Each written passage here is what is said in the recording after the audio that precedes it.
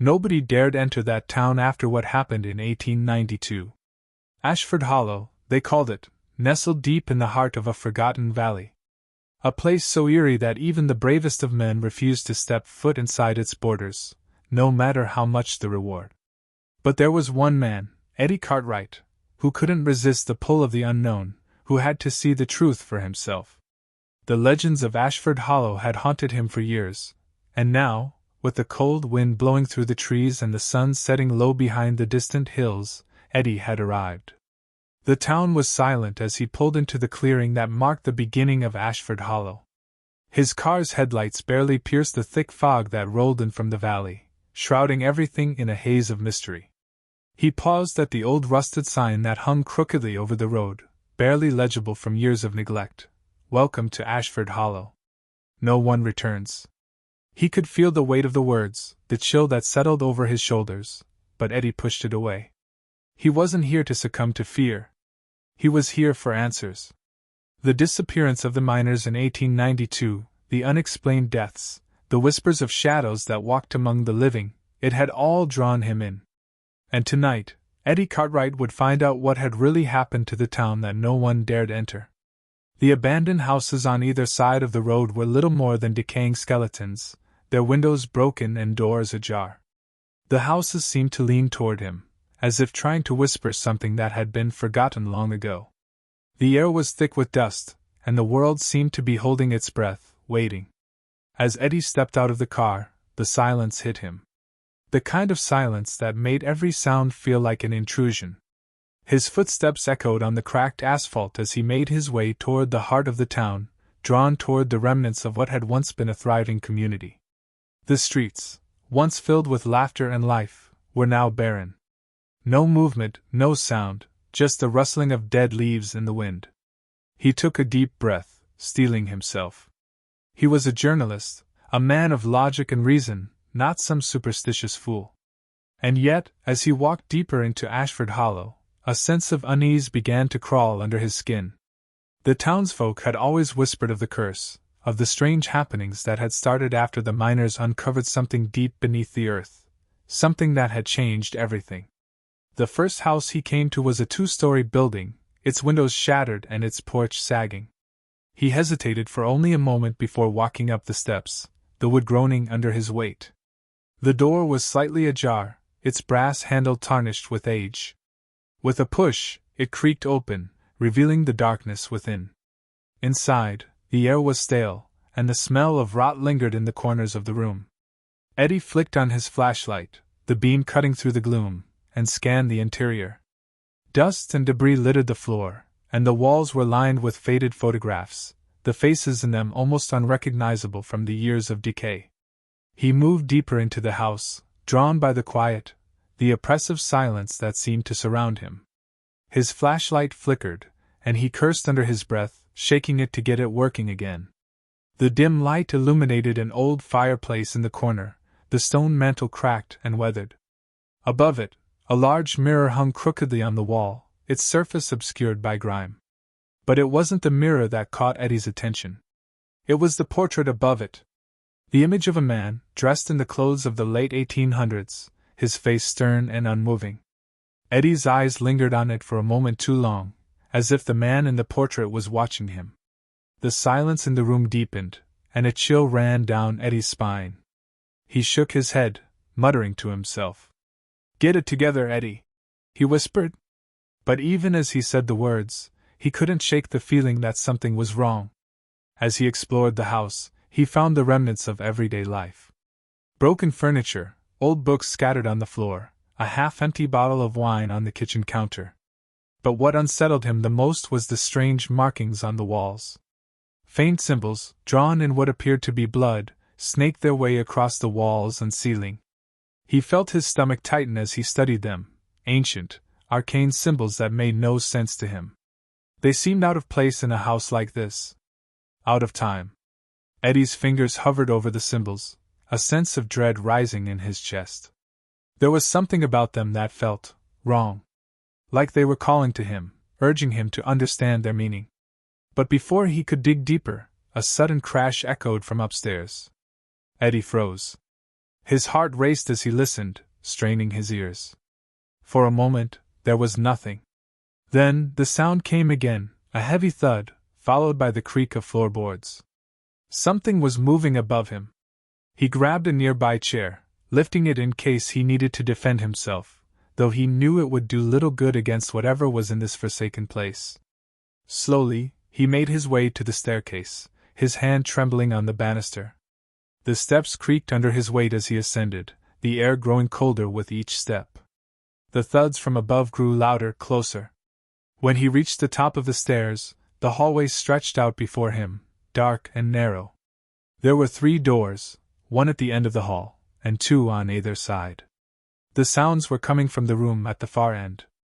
Eddie's breath caught in his throat as he moved toward it, his hand on the door handle. He hesitated. The air around him felt thick, as though the house itself was holding its breath. He could feel the presence, something ancient, something malevolent, lurking just beyond the door. With a swift motion, he turned the handle and pushed the door open. The room was empty. But on the floor, in the center of the room, was something that made Eddie's blood run cold. A large, dark stain spread out across the wooden floor, the edges of it smudged and blurred, as if something had been dragged across it. His flashlight fell upon it, illuminating the shape, something long and twisted, like a mark of some kind. His mind raced as he tried to make sense of it. And then he saw it. A handprint. But it wasn't just any handprint. It was too large, the fingers too long. The imprint was deep in the wood, as if something, or someone, had pressed down with inhuman strength. Before Eddie could react, the door slammed shut behind him with a deafening bang, and he spun around, his heart hammering in his chest. The temperature in the room dropped, and his breath came out in clouds of mist. From the darkness, a voice, low and guttural, whispered, "You shouldn't have come." Eddie froze, every muscle in his body tensing as the words echoed through his mind. His flashlight flickered once more, and in that brief moment, he saw something move in the corner of the room. A figure, barely visible in the dark, its form twisted and unnatural. And then, just as quickly it vanished. Eddie's pulse raced as the shadows seemed to grow longer, more oppressive. The temperature continued to drop, and he could feel the presence closing in on him, the darkness pressing against him like a tangible force. It was no longer a matter of curiosity or investigation. He had stepped into something beyond his understanding. Something that was never meant to be disturbed. He turned to run, but before he could make it to the door, the ground beneath him trembled. The walls groaned. And in that instant, Eddie realized the terrible truth. Ashford Hollow was not just abandoned, it was alive. And whatever it wasn't ready to let him leave. Eddie's heart pounded in his chest, the sound deafening in the suffocating silence of the room. His breath came in shallow, panicked gasps as the walls seemed to close in around him. The shadows twisted, writhing like living things, and the cold, it was unbearable. The temperature had dropped so suddenly that his breath fogged in front of him, and his skin prickled with the sensation of being watched. The doors slammed shut with such force that the entire house seemed to shudder. Eddie spun around, his pulse racing, as he desperately searched for a way out. His hand shot out to the door, but it refused to budge. The handle was cold, slick with moisture, but it was locked, trapped in a way that felt unnatural. He turned back to the room. The air was thick with an oppressive weight, a sense of malevolence that seemed to emanate from the very walls. A faint whisper echoed in the space, soft at first, like the wind moaning through an old house. But the longer Eddie listened, the clearer it became, almost like a chant, low and guttural, spoken in an ancient tongue. "Leave now!" His mind raced as he struggled to make sense of the voice.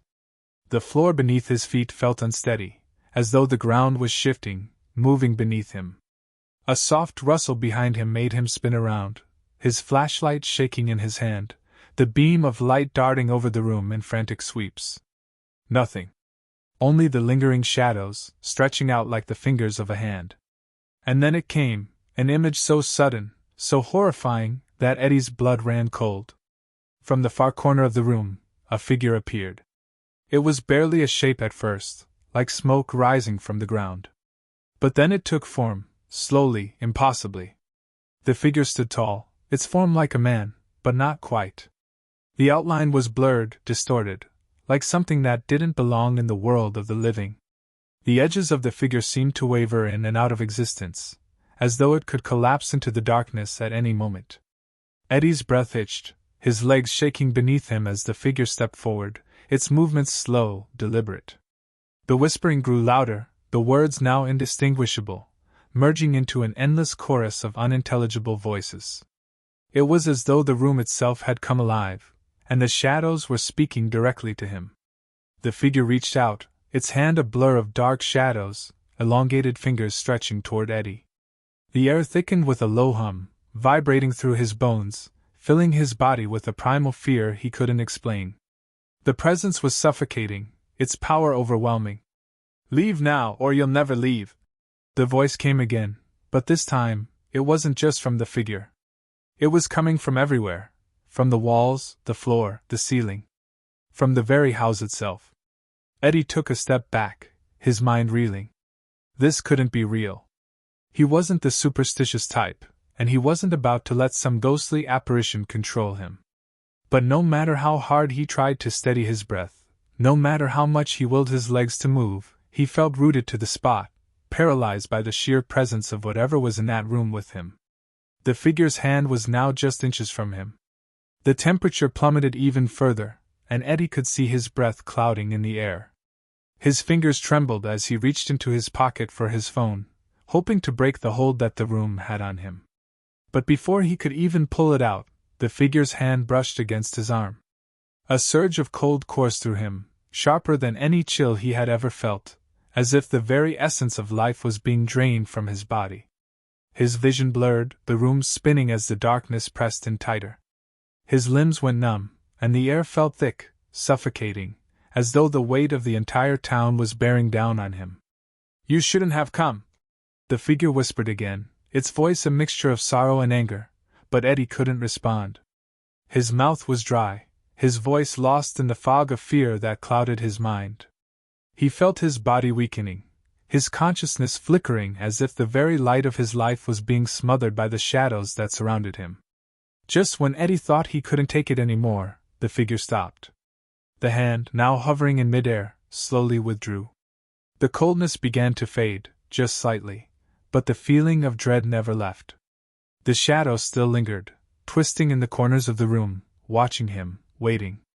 Eddie stood frozen, unable to move, unable to speak.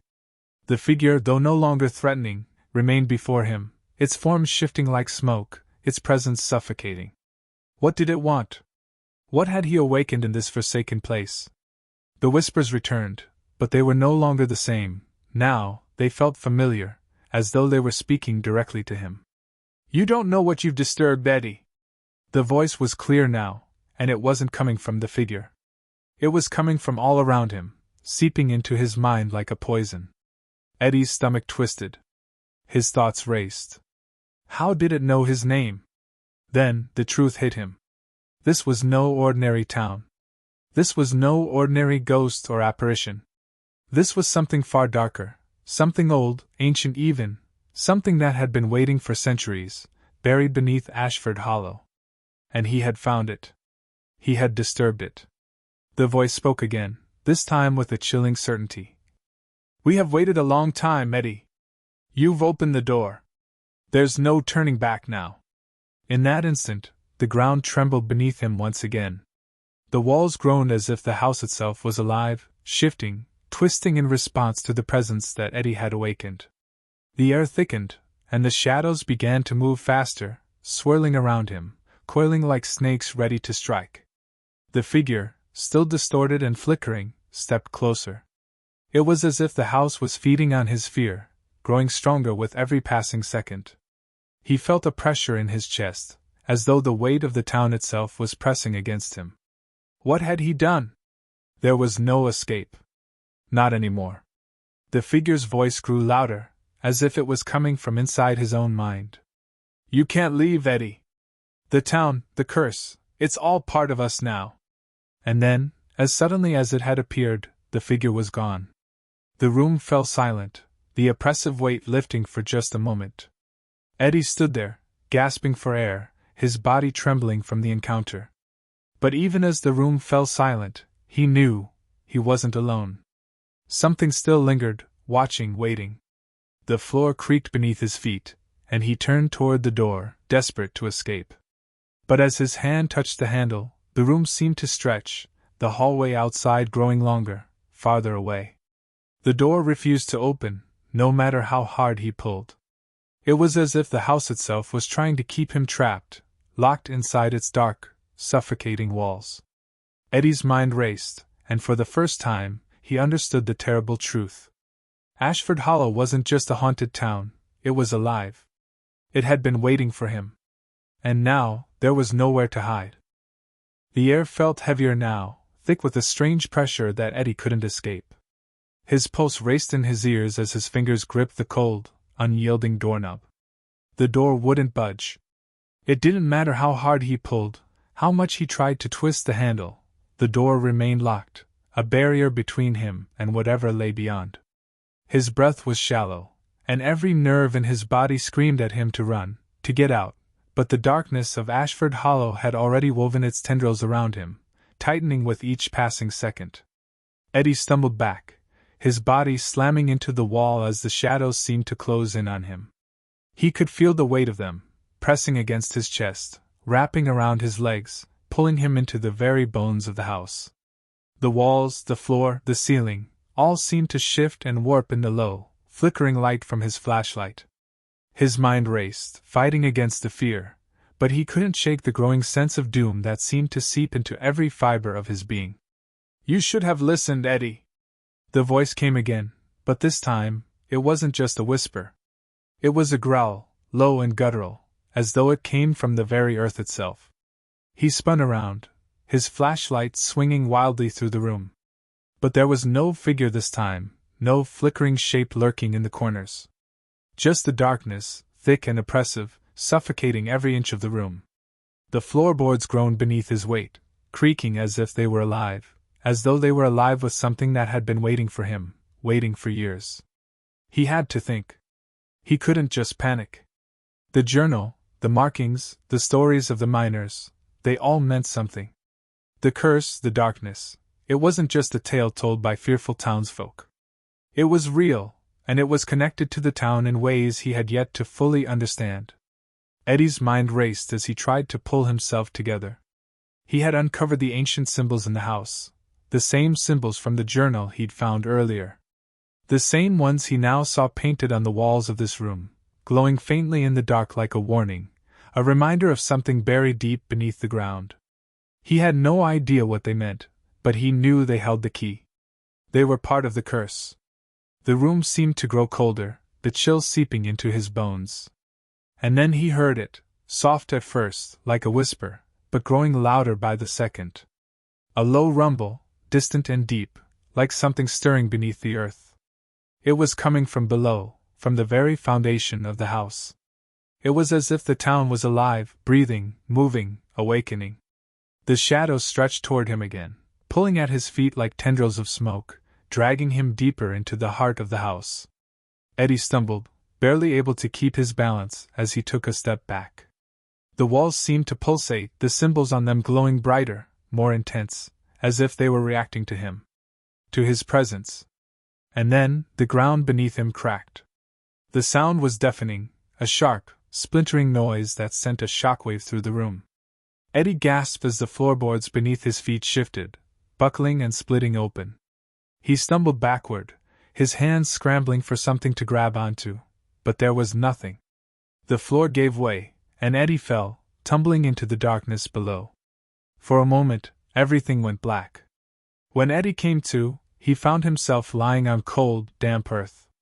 His body ached, his head spinning from the fall. He pushed himself up, groaning as he tried to focus on his surroundings. His flashlight had gone out, the light now completely gone from his view. But as his eyes adjusted to the darkness, he could make out the faint outlines of what appeared to be stone walls surrounding him. The ground beneath him was uneven, covered in a strange, almost metallic dust. The air was thick with a musty, decaying smell, and the silence was deafening. There was no sound, no movement, just the oppressive weight of the darkness pressing in from every side. Eddie stood up slowly, his legs unsteady beneath him. As he took his first tentative steps forward, the ground beneath his feet seemed to pulse, the earth shifting as though it was alive. His hand reached out to steady himself against the stone wall, and when his fingers touched the surface, the stone was unnaturally cold, colder than any natural stone should be. His eyes scanned the surroundings, trying to make sense of what he was seeing. The walls were covered in the same glowing symbols that he had seen before. They seemed to move, shifting and changing, like a language he couldn't understand. And in the distance, at the far end of the chamber, he could see something faintly glowing, a soft light flickering in the darkness. His pulse quickened. This was it. This was the heart of Ashford Hollow. He had found the source of the curse, the thing that had been buried all these years. He had found whatever had been waiting for him. But as he moved closer, the air grew colder, and the ground beneath him trembled. The glowing light flickered, casting strange shadows on the walls that seemed to come alive, moving like living creatures, following him as he approached. The voice came again, this time clear and commanding, as if it was coming from everywhere at once. "You are here now, Eddie. The town has claimed you." Eddie's breath caught in his throat as he realized the truth. The town itself was alive, a living, breathing entity, and it had been waiting for him. It had been waiting for someone to awaken it, to open the door. And now that Eddie had stepped inside, there was no escaping it. The curse wasn't just about the town, it was about him. He was part of it now. He had unknowingly become part of the darkness that had haunted Ashford Hollow for centuries. The light in the distance flickered again, and Eddie took another step forward, his mind racing. He had to find a way out. He had to break the curse, end this nightmare. But how? And then, through the eerie silence, he heard it, footsteps, slow and deliberate, coming from behind him. Eddie turned, his heart in his throat, but there was nothing. Only the shadows, stretching toward him like long, gnarled fingers. The footsteps grew louder, closer, and Eddie's breath caught in his throat as he turned to face whatever was coming. He didn't know if he was ready for this, but he had no choice now. The truth had been revealed, and there was no running from the darkness. He had awakened it, and now, it was coming for him. The footsteps stopped. And then, there was silence. Eddie waited, his body tense, his mind racing with 1,000 possibilities. But nothing happened. No sound, no movement. Just the heavy, suffocating stillness. And then, the figure emerged from the shadows. It was tall, too tall, its form twisted and distorted in a way that made it almost impossible to comprehend. Its features were obscured, as though it was made of smoke and shadow, flickering and shifting with every movement. It had no eyes, no mouth, no face. Just the blackness that surrounded it, an endless void. The figure raised its hand, and the air grew colder still. "You are part of us now," it said, its voice 1,000 whispers, all merging into one. "You will never leave." Eddie felt his strength drain away, his legs weakening beneath him. The darkness enveloped him, swallowing him whole, and as it did, he realized there was no escape. There never had been. Ashford Hollow had claimed him. And now, he would never leave. The curse was complete.